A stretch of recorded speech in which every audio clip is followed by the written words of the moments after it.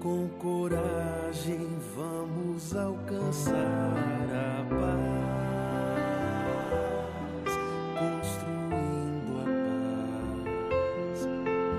a paz, construindo a paz.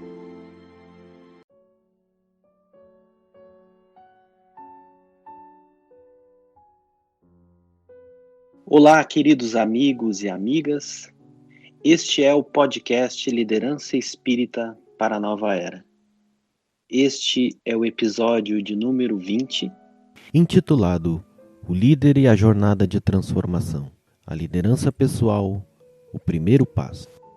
O podcast Liderança Espírita para a Nova Era é uma promoção da Federação Espírita do Rio Grande do Sul, através da sua vice-presidência de unificação, pelo setor de formação de lideranças espíritas.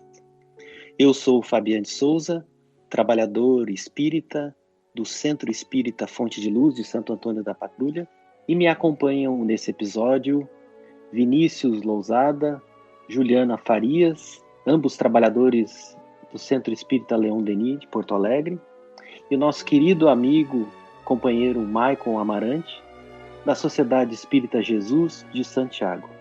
Bem-vindos, amigos, à saudação inicial de vocês. Olá, queridos companheiros que acompanham os episódios do nosso podcast. A nossa saudação fraterna e os votos de que a atividade seja proveitosa a todos. Aproveito e já saúdo os meus queridos irmãos aqui que estamos juntos na gravação desse novo episódio.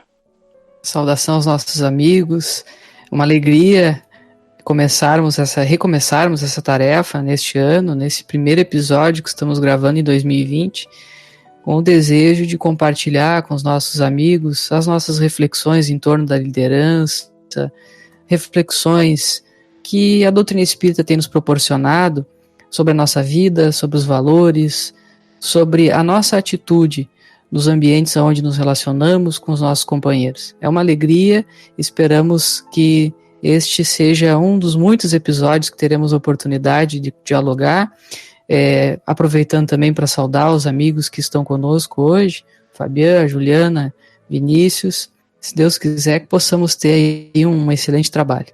Olá, amigos, é um prazer estar aqui compartilhando nesse momento tão especial, que juntos nós possamos trabalhar e estudar bastante sobre formação de lideranças e a transformação do líder.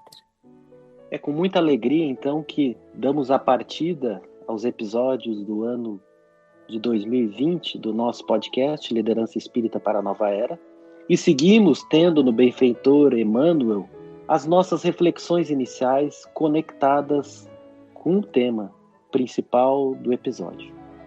Hoje temos do livro Bênção da Paz, pelo Espírito de Emmanuel, psicografia de Francisco Cândido Xavier, a página intitulada Transformação e Objetivo.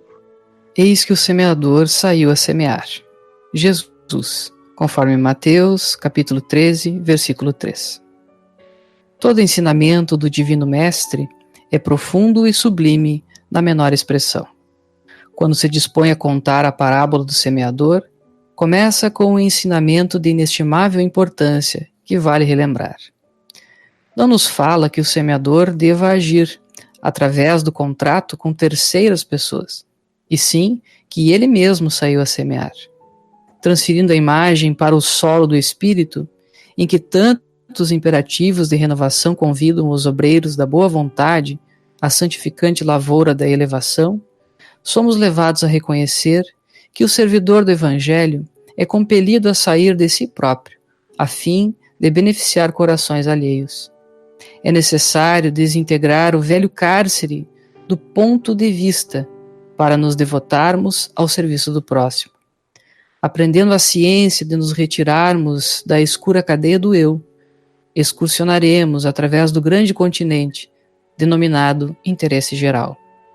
E, na infinita extensão dele, encontraremos a terra das almas, sufocada de espinheiros, ralada de pobreza, revestida de pedras ou intoxicada de pântanos, oferecendo-nos a divina oportunidade de agir a benefício de todos. Foi nesse roteiro que o divino semeador pautou o ministério da luz, iniciando a celeste missão do auxílio entre humildes tratadores de animais e continuando-a através dos amigos de Nazaré e dos doutores de Jerusalém, dos fariseus palavrosos e dos pescadores simples, dos justos e dos injustos, ricos e pobres, doentes do corpo e da alma, velhos e jovens, mulheres e crianças. E vos renoveis no Espírito. Paulo, Efésios, capítulo 4, versículo 23.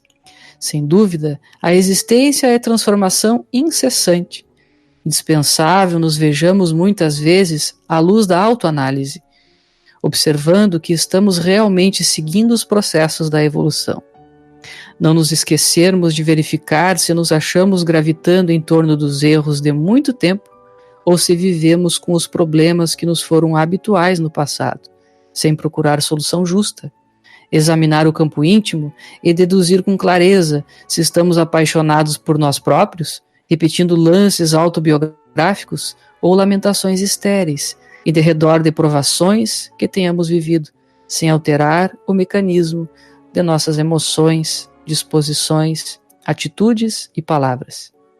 Dia a dia, é imperioso indagar de nós se prosseguimos empenhados no trabalho de autoburilamento, acompanhando o progresso que nos rodeia e tomando contato com as novas criações da inteligência, da cultura, da arte e dos assuntos humanos que nos envolvem a estrada. Todos necessitamos de intercâmbio, mantendo-nos interessados em buscar o melhor que a vida nos ofereça e interessar igualmente a vida, oferecendo a ela, na pessoa do próximo, aquilo de melhor que sejamos capazes de sugerir ou fazer. Ampliar os interesses da personalidade, esquecer ideias impróprias, enriquecer o cadastro das relações e estabelecer conhecimentos novos é dever nosso em toda parte. Entretanto, no rol de ideias, atividades, empreendimentos e ações que nos digam respeito, é preciso saber que modificações estamos realizando. Estudemos, desse modo, o imperativo da transformação permanente no imo da própria alma e aprendamos, com as leis do Espírito, que a renovação pede serviço constante na construção do bem comum para criar a felicidade e integrar-se harmoniosamente em nossas aquisições para a vida eterna. Emmanuel nos apresenta essa reflexão em torno da transformação e objetivo, e é impressionante como ele nos apresenta uma perspectiva, ao menos a mim, nas minhas reflexões, inédita, porque ao analisarmos a parábola do semeador, sempre partimos da perspectiva externa, das referências externas, dos solos que estão fora de nós.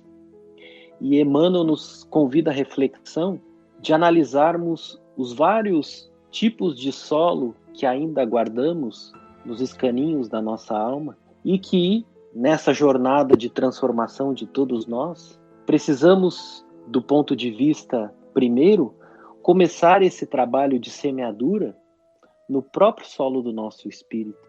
E principalmente realizando esse movimento de dentro de nós, dos nossos pontos de vista, e nos desdobrando nesse devotamento ao serviço, ao próximo, aí sim, lançando sementes aos solos que estão fora de nós. O que os amigos teriam como reflexão inicial diante dessas belas e profundas reflexões do Espírito de Emmanuel? São tantos aspectos que nós poderíamos destacar, porque todas as mensagens de Emmanuel, elas tecem uma complexidade, apesar da simplicidade e objetividade da linguagem, mas uma complexidade que traduz a realidade espiritual na sua amplitude. Mas há uma lembrança que ele faz aqui, logo após citar a carta de Paulo aos Efésios, onde diz ao finalzinho do parágrafo, e vos renoveis no Espírito, para logo a seguir lembrar-nos que a existência é transformação incessante. Esse é um aspecto que eu gostaria de destacar, dada a relevância disso e da necessidade de ampliarmos a nossa compreensão. De maneira geral, adentramos no nosso cotidiano, nas nossas tarefas, nas exigências que a vida nos apresenta, ajustamos as coisas de forma mais confortável para que possamos gerenciá-las. Temos uma dinâmica própria na nossa vida. Hábitos, modos de pensar, atitudes que são sedimentadas pela sua repetição. E não raro, quando nós somos instados, inclusive nós espíritas, que sabemos que a lei do progresso é inexorável, quando somos instados pela vida a alguma mudança, isso parece gerar um desconforto, um medo, uma angústia. E aqui Emmanuel nos lembra que a existência é transformação incessante a todo momento, as circunstâncias em que nós estamos reencarnados, as conexões espirituais que nós estabelecemos por conta da nossa situação de seres interexistenciais, a dor, as provas, as expiações, elas nos educam, logo nos transformam, ampliam nossos horizontes, fazem com que a gente veja a vida de outra forma. É muito comum a gente fazer a leitura de uma obra e, ao relermos essa obra anos depois, nós encontramos nela coisas que nós não tínhamos visto numa primeira leitura. E isso tem a ver com as mudanças internas que aconteceram conosco. E se tratando da jornada de transformação do líder, essa é uma caminhada que nos convida à consciência dessa transformação e me parece que nos pede uma dedicação no campo da educação dos nossos sentimentos para construir em nós próprios o coração do líder. Pode parecer por demais desafiante algumas vezes, mas é profundamente recompensador à alma, porque nos reconecta ao propósito da nossa reencarnação, que é nos fazermos criaturas melhores. O Vinícius foi muito feliz em dizer que a mensagem de Emmanuel, ela tem muitos matizes, né? Ela é muito ampla. E, Fabiana, quando tu nos lembra também desse ineditismo da mensagem, no que toca ao teu coração, quando Emmanuel traz a mensagem do semeador no campo íntimo, no trabalho que ele faz dentro dele mesmo, para que depois possa tocar os outros corações, nessa perspectiva dessa mudança incessante a que somos convidados pela vida, como o Vinícius estava falando agora há pouco, eu resumiria assim, de forma bastante despretensiosa, a mensagem de Emmanuel na seguinte frase: trabalhar-se para trabalhar. Que, em essência, o que Emmanuel está nos fazendo aqui é um convite, né? Um convite para que nós nos trabalhemos no campo dos nossos sentimentos para servir, para que nós, como líderes, sejamos aqueles que mais servem, a exemplo do Cristo. O líder servidor é aquele que mais serve, não aquele que se serve da sua liderança. E é uma perspectiva absolutamente diversa da que nós normalmente encontramos na política do mundo, nos ambientes terrenos. E isso nos recorda também em O Livro dos Espíritos, quando Kardec pede uma definição de moral, quando os benfeitores espirituais nos lembram que aquele ser que age conforme a lei moral é aquele que tudo faz pelo bem de todos. Então, Emmanuel, nessa mensagem, nos oportuniza relembrar isso, de que nós precisamos trabalhar em nós para depois trabalhar fora, fazer dentro de nós, no terreno íntimo, para depois semear no terreno que está fora. É uma mensagem muito profunda, né, com muitos matizes, como já falamos, mas o que nós destacamos, em essência, é esse convite à abnegação, ao trabalho. O trabalho em si e o trabalho pelo próximo. Interessante notar aqui, amigos, que Emmanuel nos coloca a seguinte sentença em determinado ponto da mensagem, onde ele diz: aprendendo a ciência de nos retirarmos da escura cadeia do eu, excursionaremos através do grande continente denominado interesse geral. E notem como a jornada de transformação do líder também é a jornada de transformação íntima de todos nós. Porque os espíritos amigos nos apontam que os dois maiores fantasmas da nossa felicidade, da nossa evolução, são orgulho e egoísmo. Portanto, a jornada de transformação íntima de todos nós, e principalmente no exercício da liderança, é justamente esse movimento da alma de sair dessa cadeia, dessa prisão do eu, excursionando, viajando, experimentando através desse grande continente denominado interesse geral, que é muito do exercício da liderança de buscar não o meu ponto de vista, mas a média consensuada da equipe em que eu estou vinculado e por hora exerço a tarefa de liderança. Muito interessante isso. Nesse sentido, Fabiano, acho que é interessante também nós lembrarmos do Evangelho segundo o Espiritismo, quando nos fala da causa atual das aflições. Os Espíritos nos recomendam, né, interrogar friamente a nossa consciência, remontar o passo a passo do dia a dia. Mais adiante nos perguntam, né, quem podemos responsabilizar por todas as aflições, por todos os desafios, né, se não a nós mesmos? Acho que talvez seja uma estratégia interessante nessa transformação, nessa busca por um autoconhecimento. Muito bacana tu trazeres isso, Juliana, porque a tua fala me remeteu aos textos iniciais do livro Voltei, do irmão Jacob, pela psicografia do nosso Chico Xavier, uma obra publicada pela Federação Espírita Brasileira, e que retrata as experiências de uma liderança espírita no mais além. E já nesse prefácio intitulado A Luta Continua, o irmão Jacob traz uma frase que eu queria conectar com essa tua fala. O Espiritismo não é somente a graça recebida, é também a necessidade de nos espiritualizarmos para as esferas superiores. Nós precisamos aproveitar essa oportunidade que é a doutrina espírita para que nos elevemos, né? O episódio de hoje, O Líder e a Jornada de Transformação, é igualmente o título do capítulo 3º da obra O Líder Espírita. E os autores iniciam a abordagem dessa temática na obra, trazendo a proposta de Ken Blanchard e Phil Hodges no livro Lidere como Jesus, alinhando as reflexões em torno dessa obra e aplicando-as ao trabalho realizado no movimento espírita, onde o exercício da liderança, conforme os autores nos sinalizam, a exemplo de Jesus, enseja uma ação transformadora a se iniciar pelo processo de autodescobrimento, muito conectado com a mensagem de Emmanuel.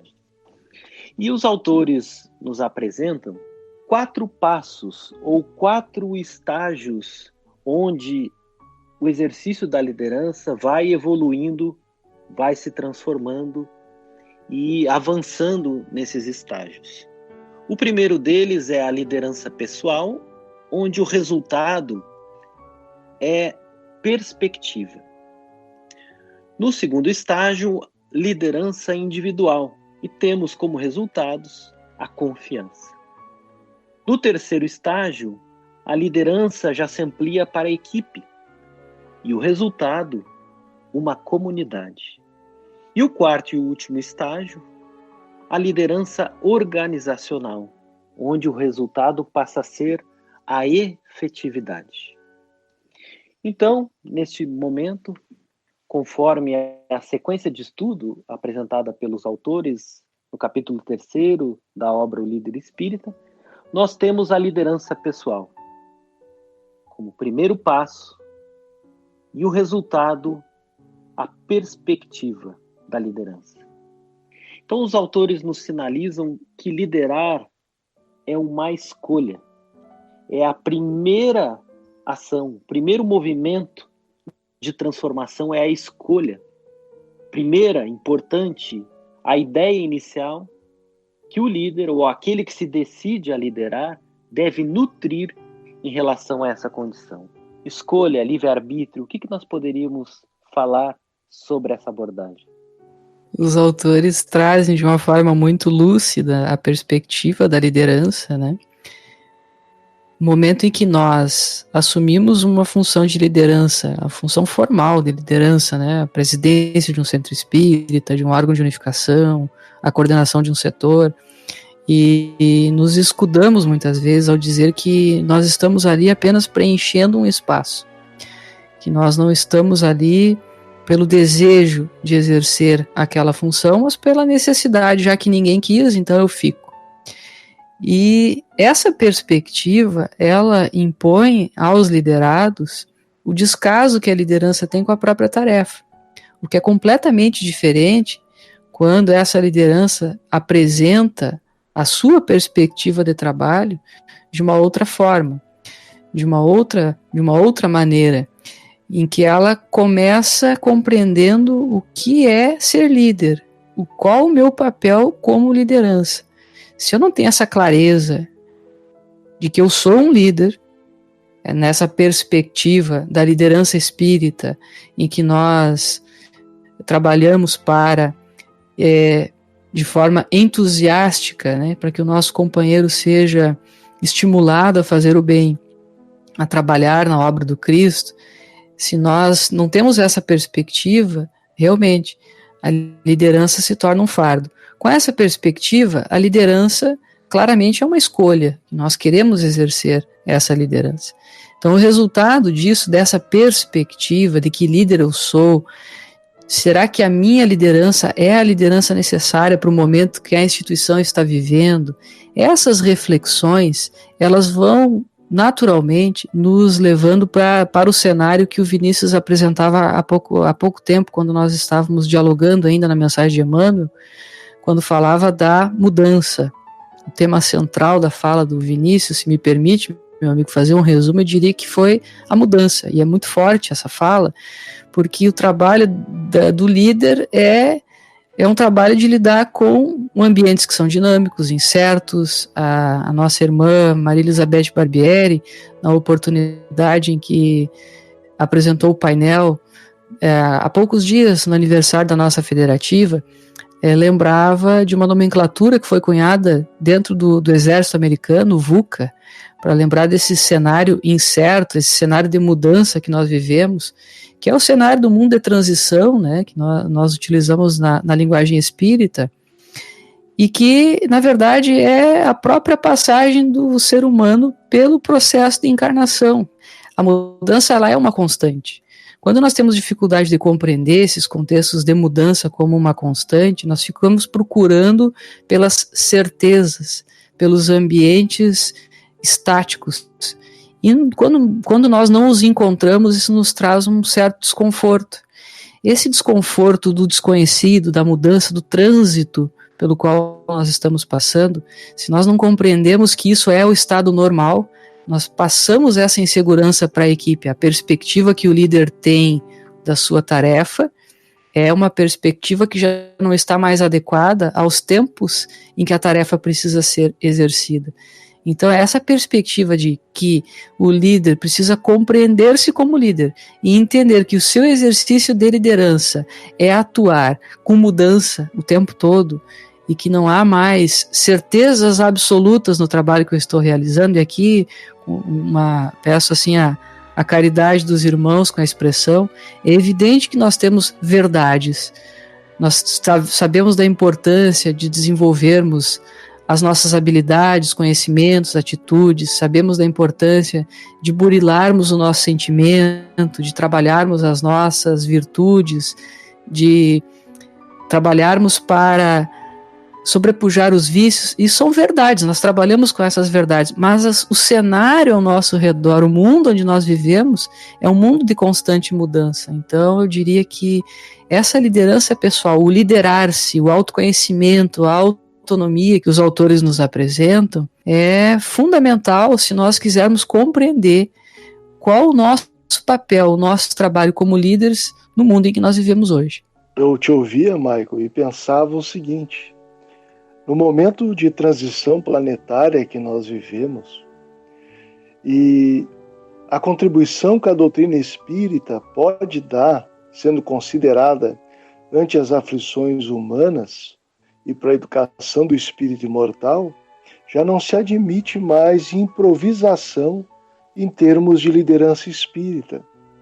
E a ausência do hábito da improvisação como conduta rotineira é, na verdade, um exercício de humildade. Nós não sabemos tudo e das verdades espirituais, à medida que progredimos, melhor as compreendemos. Por isso que a quem muito é dado, muito lhe será cobrado, muito lhe será exigido. Quando a gente fala em liderança pessoal, os autores da obra O Líder Espírita vão nos apontar que esse primeiro passo diz respeito à construção de uma perspectiva. E como nós estamos aplicando esses conceitos ao contexto do movimento espírita, é legal também nós nos recordarmos que há para a construção da perspectiva do líder espírita, no que diz respeito à liderança de si próprio, a tomar as rédeas dessa transformação para cumprir o seu papel, alguns aspectos a considerar. E eu queria trazê-los para rechear um pouquinho a nossa conversa. O primeiro aspecto, lembrado já, é do autoconhecimento. A necessidade de nós sabermos quem somos, o que estamos fazendo na Terra, quais são as nossas possibilidades, quais são os nossos limites. Observar aquela questão tão decantada em Nossa Seara, 919A de O Livro dos Espíritos, que Santo Agostinho apresenta uma tecnologia de autoconhecimento. Sabendo a nossa condição, as nossas possibilidades e limites, nós podemos nos desenvolver melhor para a tarefa da liderança numa instituição espírita. Também é necessário o desenvolvimento moral a partir desse autoconhecimento. Nós precisamos aplicar os remédios que a doutrina espírita nos aponta a nós próprios, especialmente aqueles que venham a liderar porque estão à frente e os companheiros têm em seus exemplos recursos pedagógicos nessa caminhada de espiritualização de si próprios também. Um outro aspecto que eu anotei a partir da leitura deste capítulo é a necessidade de aprender uma certa assertividade, uma objetividade no falar, uma linguagem que não é ambígua, mas que revela as intenções mais nobres o tempo todo. A necessidade de sermos honestos em nossas falas, em análises, avaliações, em delegações de tarefas, o mais possível. Claro, sempre orientados por aquela regra áurea. E aí saímos de um aspecto mais no campo da vivência interior, mas ainda vinculado a ela a necessidade de pensar, de ter clareza do papel do líder na instituição. Qual é o meu papel? O que essa instituição demanda de mim? Para que eu possa me colocar dentro do que vocês já apontaram aqui, a partir da própria mensagem de Emmanuel, me voltar ao atendimento do interesse ou do bem comum. E aí, meus amigos, algumas instituições já têm, como a nossa federativa tem, clareza institucional da sua missão, da sua visão, dos seus valores. Quando nós nos colocamos à disposição para liderarmos uma equipe de trabalho numa instituição, as equipes de trabalho numa instituição, é importante que nos debrucemos na compreensão, a partir do que está definido na coletividade espírita, na nossa casa, também com os companheiros que estão à frente da gente há mais tempo, qual é a missão daquela instituição, para que nós não venhamos, no entusiasmo irrefletido, colocá-la num lugar que o Espiritismo não deve estar.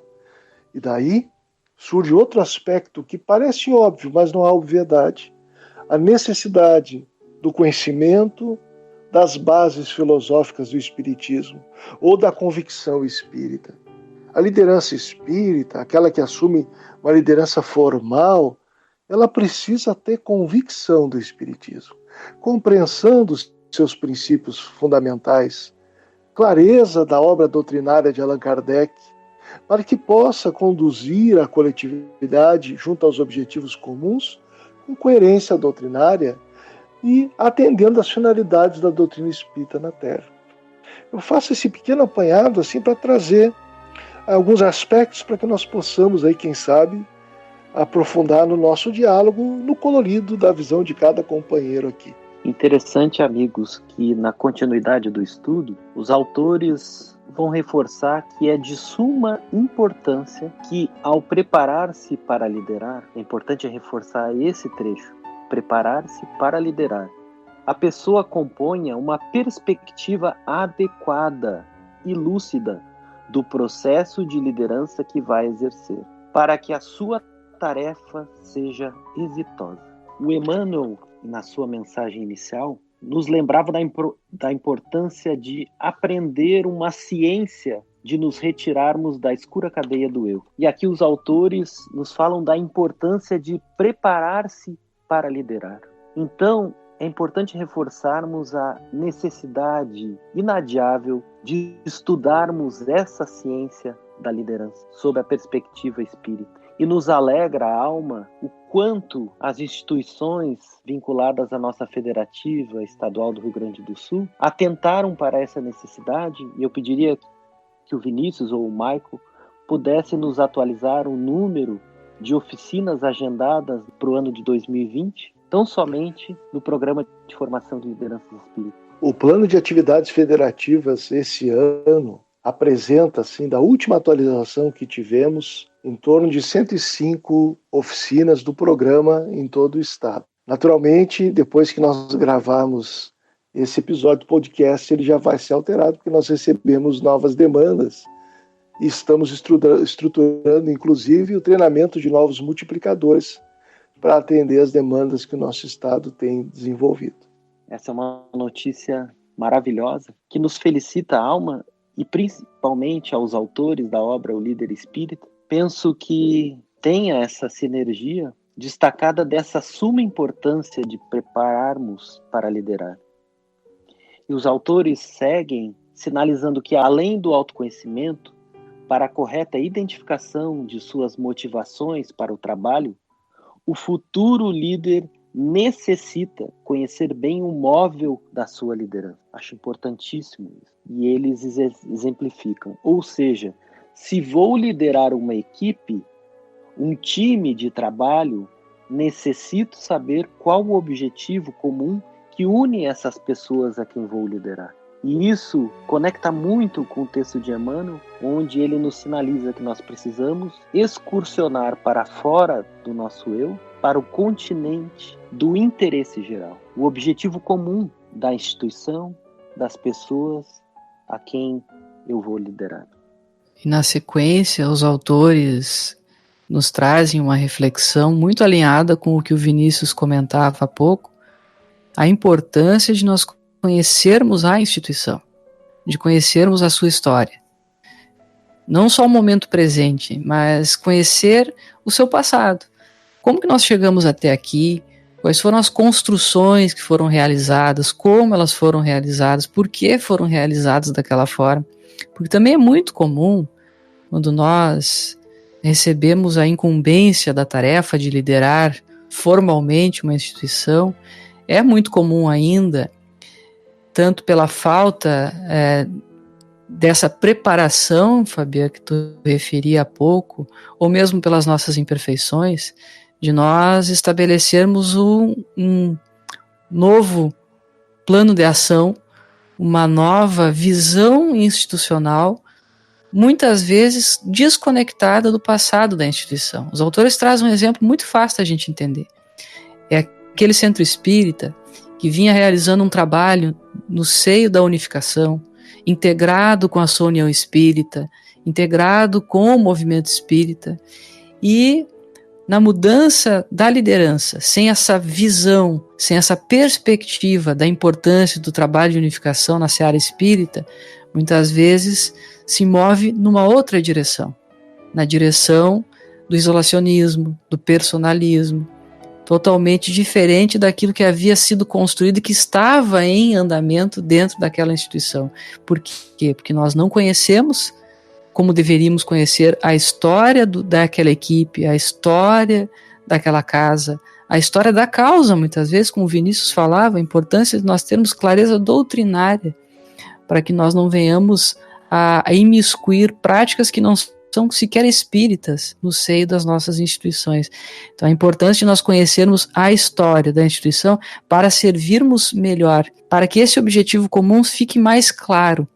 E à medida em que esse objetivo comum ele aparece, ele emerge dessa reflexão, nós vamos conseguir, lastreados no passado, lastreados no hoje, naquilo que a instituição já construiu, bases ainda melhores para que ela continue crescendo. Do contrário, na tentativa de construirmos uma parede mais bonita, nós derrubamos a base e a parede não para em pé. Ainda nessa questão da perspectiva, aproveitando o gancho possível com o que o Michael nos traz, eu queria lembrar aos companheiros que recentemente o nosso irmão Álvaro Crispino, trabalhador espírita do estado do Rio de Janeiro, escreveu uma obra chamada Sobre Ovelhas e Lobos, alguns desafios do movimento espírita, publicada pela Leal Editora, que é a editora da Mansão do Caminho, do Centro Espírita Caminho da Redenção, onde está à frente o nosso querido irmão Divaldo Pereira Franco. Nessa obra, Álvaro traz reflexões do ponto de vista da história, da estatística, mas eu queria destacar o que ele se refere no 7º desafio, o capítulo intitulado Decidir a quem servimos, a nós ou a Jesus, que é uma ferramenta para nós podermos calibrar a nossa perspectiva. Ele encerra o capítulo dizendo assim: logo, devemos contribuir com nossas análises e posições, oferecendo aos grupos que fazemos parte a nossa vivência, a nossa experiência e o nosso conhecimento em forma de contribuição ao aprendizado pessoal e coletivo, mas sem esquecer a quem servimos na motivação que nos move, a nós e o nosso passado ou a Jesus e o nosso futuro. Amigos, parece, portanto, que não somente um compartilhamento de objetivos precisa ser realizado numa equipe, mas também um compartilhamento de valores, que para nós espíritas, então, são os valores do Evangelho. Perfeitamente. E faz parte dessa jornada de transformação do líder, que estagia inicialmente nessa liderança pessoal, justamente esse trabalho íntimo de alinhamento, de balanceamento da sua perspectiva, da sua visão, do seu ponto de vista, com a visão da instituição e, é claro, aquela visão que é a mais refinada, a visão compartilhada do Evangelho, a visão do Cristo. Então, por isso que nós intitulamos esse processo como uma transformação, porque faz parte da caminhada de evolução do líder quanto espírito imortal. Mas aproveitando algumas referências que os autores trazem destas ações, desses movimentos iniciais e muitas vezes equivocados, dessas lideranças que ainda no estágio inicial estão muito calcadas na base do eu, do ponto de vista e do personalismo, e que acabam provocando no seio da instituição espírita e, quando não muito, nos órgãos de unificação, esses efeitos colaterais mais danosos de uma liderança exercida sem a formação nessa ciência e principalmente sem o Evangelho. Os autores citam, inclusive, o texto de Kardec, que consta lá em Obras Póstumas, intitulado Os Desertores. Mais adiante, na obra Sexo e Consciência, Joana de Ângeles, através de Divaldo, também vai nos trazer algumas referências dessas entidades ainda em estágio inicial e de evolução e que se imiscuem com oportunidades de liderança em instituições nobres, provocando esses efeitos negativos.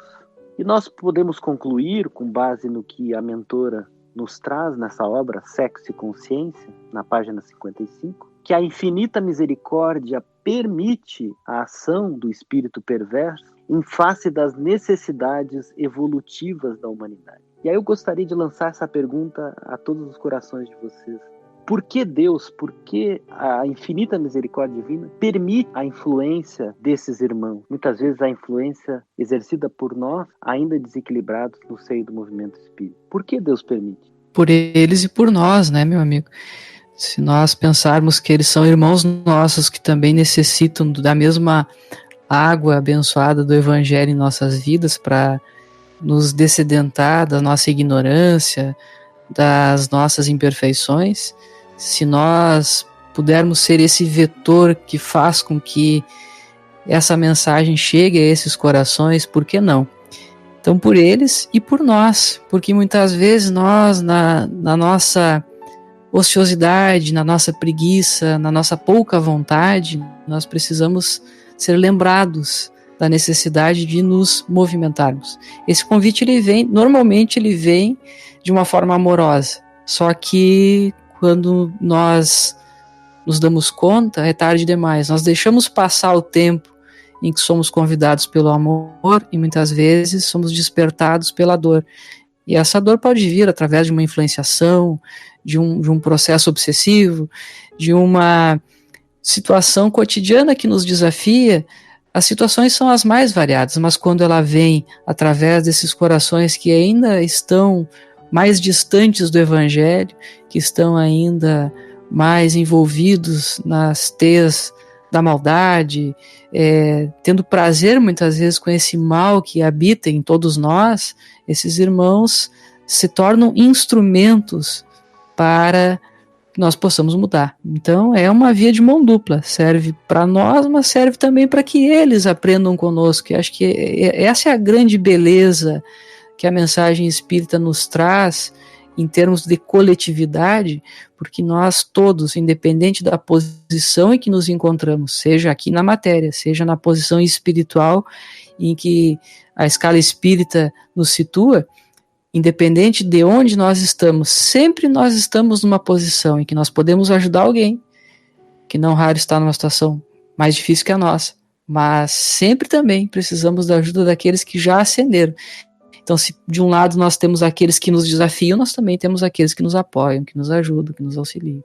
Eu pensava aqui nas causas das influências negativas, né? E quando nós olhamos aquela trilogia psicografada por Divaldo Franco, Transição Planetária, Alvorecer de uma Nova Era e Perturbações Espirituais, nós vamos observar que há espíritos na vida espiritual, desencarnados, que tão tenazes que são no mal e que desejam a ignorância da humanidade, que atacam toda e qualquer agremiação que se proponha a iluminar consciências, inclusive as nossas. Mas quando nós visitamos os textos de Allan Kardec no que diz respeito às reuniões espíritas, nós vamos ter do mestre uma lição que deve ser inesquecível. As reuniões guardam assistência espiritual em conformidade com a natureza moral daqueles que participam dessas reuniões no plano dos reencarnados. As reuniões sérias atraem espíritos sérios. As reuniões frívolas atraem espíritos frívolos. O Dr. Bezerra de Menezes também, através da mediunidade abençoada da Dona Ivone Pereira, vai nos lembrar, em uma obra que diz respeito à obsessão, que as casas espíritas precisam zelar pelo seu ambiente para que elas não copiem aquilo que há de profano, inadequado, inferior no mundo. Não por uma questão de puritanismo, moralismo, mas por conta da definição das companhias espirituais que saturam os ambientes e envolvem os encarnados que os convidam pela sua atitude interior. Então, quando Fabiano nos traz a questão do porquê que Deus permite as influências perniciosas, justamente porque está nas leis de Deus a sintonia espiritual. E como somos seres interexistenciais, conforme nossas vibrações, numa reciprocidade, nós acolhemos, envolvemos e somos envolvidos por companheiros na mesma característica. Daí a relevância da educação dos nossos sentimentos, da nossa transformação moral e de nós, ao nos candidatarmos à liderança ou buscarmos alguém à liderança formal em nossas casas, observarmos a saúde moral do companheiro que se propõe. Porque liderança não é algo a ser desenvolvido por aventureiros ou por pessoas de escolhas muito frágeis, que ora desejam aprofundar-se na sua espiritualização, ora desejam viver de qualquer forma, agir e pensar de qualquer forma, muitas vezes distanciado do que preconiza o Evangelho de Jesus. As companhias espirituais são definidas pelo que nós somos. E nós cercearemos as influências negativas nas nossas instituições à medida que cada um burilhe o próprio caráter, naquela diretriz apontada por Allan Kardec no Evangelho segundo o Espiritismo, onde o mestre vai dizer que o verdadeiro espírita não é o anjo, o verdadeiro espírita é o que se esforça por domar suas más tendências, que aplica as lições do Evangelho a si próprio. Nós poderíamos concluir, amigos, com base nas análises que fizemos em relação a essas influências espirituais de espíritos encarnados ou desencarnados, compostos ou com influência de liderança em nossas instituições, que essas conduções desastrosas, negativas, também podem funcionar como uma matéria-prima, vamos assim dizer, para a jornada de transformação do líder. Me lembra muito a parábola do joio e do trigo, onde durante a noite veio o inimigo e semeou o joio no campo de trigo. E no dia seguinte, questionado se poderia retirar o joio do campo, o Senhor sabiamente sinaliza que era importante e necessário que eles crescessem para que se pudesse distinguir ambos. E aí sim estabelecer o processo de depuração. Então eu fico me perguntando por que Deus permite, também nessa perspectiva do aprendizado dessa ciência de liderar. Porque se tivéssemos instituições perfeitas, equipes alinhadas de maneira impecável, nós não teríamos esses campos, esses solos de oportunidades para que novas lideranças, com o aprendizado correto da ciência de liderar, possam se incorporar e desenvolver o seu trabalho, o seu exercício de liderança. O que lhes parece? É verdade, meu amigo. O trabalho do líder é esse, né? É ser a boa influência em todos os companheiros que se acercam. Aqueles que vêm, no primeiro momento, não parece que estão somando com a tarefa, parece até que estão jogando contra o patrimônio, que estão causando dificuldades, mas que, sem dúvida, serão aqueles que mais tarde farão a sua parte na tarefa. Se não agora, nessa perspectiva do lançar a semente, muitas vezes o nosso trabalho ainda não é daquele que semeia, mas daquele que prepara a terra para a semeadura. E numa perspectiva de tempo, talvez muito distante do fruto. Então nós sequer enxergamos a planta nascer. Então o que será daquele companheiro que hoje traz alguma dificuldade, algum embaraço no exercício de liderança que nós estamos realizando, se não a preparação da sua liderança? E aí a nossa ação paciente, a nossa ação cristã de compreendermos também que, se não hoje, ontem, fomos nós criando embaraços, dificuldades, e a exigir também a paciência daqueles que nos toleraram, nos educaram, nos lideraram. Os nossos amigos Maria Elizabeth Barbieri e Gabriel Salum vão dizer na obra O Líder Espírita que o líder espírita é um educador. Então, nesta linha de reflexão que tu trouxeste, Fabiano e Michael, certamente o nosso papel é ajudar para que juntos venhamos a dar voos mais altos sobre nós mesmos e atendermos melhor as tarefas que programamos para essa reencarnação na seara espírita cristã. Além disso, amigos, podemos lembrar que as influências também nos servem como ferramenta que fomentam a nossa autodisciplina. A providência divina, na sua sabedoria, encontra diversas formas para nos encorajarmos na senda do bem e também na jornada de transformação. Os autores também nos relembram do nosso compromisso quando permitimos que essas perspectivas da nova adentrem aos nossos núcleos de ação do espiritismo, seja no seio da casa espírita ou nos órgãos de unificação. Então, eles reforçam a necessidade de observarmos essas perspectivas dos candidatos a liderarem as nossas fileiras, suas ações, suas propostas, e assim poderemos inferir na saúde ou não de um processo de liderança que se inicia, não para tolher, não para segregar, mas tão somente nesse papel, no exercício da liderança, muito bem colocado pelo Vinícius, nesse papel do educador, bem conduzir, bem orientar, de alinhar o entendimento dessa ciência do bem comum, que é o exercício da liderança, a esta alma que inicia nos primeiros passos dos seus movimentos em torno da liderança. Seguem os autores: a omissão e o comodismo, quando estamos desatentos e descompromissados com Cristo, tem, por vezes, aberto flancos para investidas destas personalidades, e depois vemos a dor se intensificar e se fazem necessárias muitas colheitas desastrosas, ações infelizes, desagregação, conflitos destruidores para que uma instituição se ponha novamente no rumo certo. Eu penso que os autores nos propõem aqui esse trabalho do semeador, esse trabalho do agricultor, daquele que cultiva a pequena semente que começa a desabrochar no seu estágio inicial de liderança pessoal. Querer colocar uma carga muito grande num campo de ação mais grave, como uma presidência de uma instituição espírita, o exercício da liderança em um órgão de unificação, para quem está tão somente iniciando esse estágio da liderança pessoal, é algo muito danoso, porque se está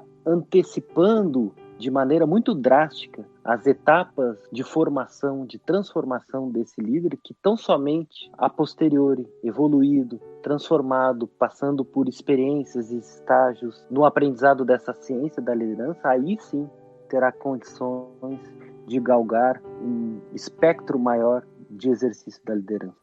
Queridos amigos, conectando com esse primeiro episódio em torno do estudo da jornada de transformação do líder, a liderança pessoal, que é o primeiro estágio, as considerações finais de vocês, fiquem à vontade. Resgatamos a frase que encerra esse tópico no terceiro capítulo da obra O Líder Espírita, quando os autores assinalam: o líder não é o que ele faz, mas o que ele é.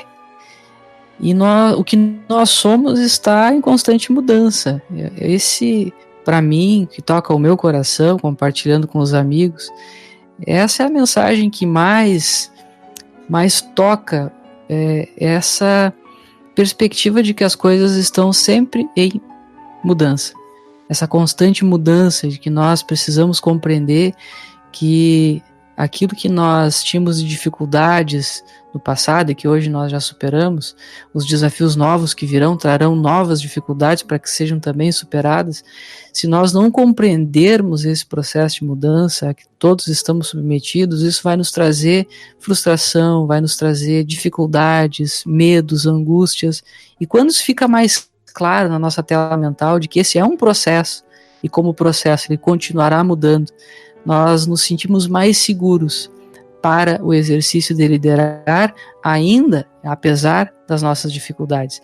Então, esse desafio de liderarmos-nos, de construirmos a nossa autonomia, de edificarmos o autoconhecimento, é algo para toda uma existência, para muitas encarnações. É algo que nós precisamos nos pacificar, mas dando passos firmes, seguros, continuidade ao trabalho de aprendizado, de conhecimento, de liderança, para servir cada vez melhor, mas sem a pretensão de acharmos que seremos um dia líderes prontos, senão quando chegarmos à perfeição que estamos todos destinados, mas que está ainda muito distante do nosso tempo. E, Maicon, fica a pergunta, assim, me parece relevante. Se o primeiro passo da jornada de transformação do líder é liderar-se, que tipo de liderança eu exerço comigo mesmo? Qual é a liderança que eu exerço? Será que é uma liderança sensível? Como eu falo comigo mesmo? Como me encorajo? Sou leniente? Me parecem que são perguntas relevantes para que possamos observar a nossa própria liderança e, a partir daí, seguir para os passos seguintes, melhores, mais preparados. Da minha parte, eu diria o seguinte: Liderança espírita é um convite ao autoconhecimento. Queridos amigos, antes de nos encaminharmos ao encerramento desse episódio, trazemos para as nossas reflexões finais, no momento literário tradicional nos episódios desse podcast, a mensagem intitulada Rendição, do livro Maria Dolores, pelo espírito de Maria Dolores, na psicografia de Francisco Cândido Xavier. Rendição. Perdoa-me, Senhor, se estou cansada dos meus sonhos falidos. Longe de ti, vagando estrada a estrada, nas muitas quedas dos meus tempos idos. Jesus, se posso ainda despenhar-me na treva em que o passado me envolvia, que a tua previdência me desarme qualquer inclinação à rebeldia. Se ainda posso afundar-me em desalinho, replantando ilusões para frutos amargos, não me deixes a sós, nos passos do caminho. Conserva-me no chão de meus próprios encargos. Se agindo ou imaginando, estiver a ferir nos gestos sem razão de que ainda me valho, guarda-me no dever sem meios de fugir, a escravidão bendita do trabalho. Nas construções verbais a que me entrego, no anseio de encontrar tarefas benfazejas, não consintas que eu diga as sombras que carrego, induz-me a falar conforme o que desejas. Quando vacile ou tente desertar da luz bendita com que me renovas, não me deixes sair de meu justo lugar, mesmo à custa de crises e de provas. Despoja-me, Senhor, da sombra que me enlaça. A minha teimosia chega ao fim. Consente-me entender o que queres que eu faça. Ajuda-me, Senhor, a esquecer-me de mim. Este foi o episódio de número 20, intitulado O Líder e a Jornada de Transformação. A liderança pessoal, o primeiro passo. Fiquem na paz e na liderança amorosa do Mestre Jesus. Muita paz, que assim seja.